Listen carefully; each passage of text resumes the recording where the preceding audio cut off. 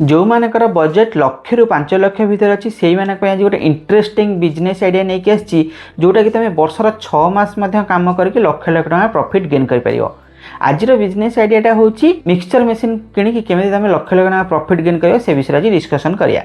गोटे mixture machine दाम आसूँ लक्ष टका तुम जब 5टा मिक्सचर मशीन किणव तार दाम हूँ 5 लाख टका। गोटे मशीन पर डे रेंट हूँ तुम 2000 टका जब दब 5टा मशीन रेंट तुम पर डे 10,000 टका इनकम कर जोटा कि पर मंथली तुम 3 लाख टकार इनकम आसव।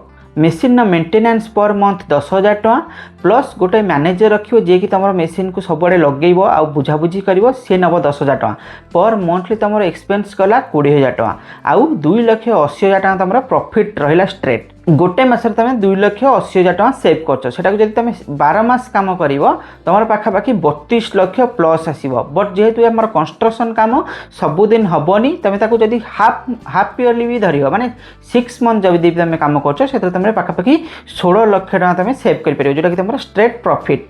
यही प्रॉफिटेबल बिजनेस जानापी आम चैनल को लाइक शेयर सब्सक्राइब कर। Thank you.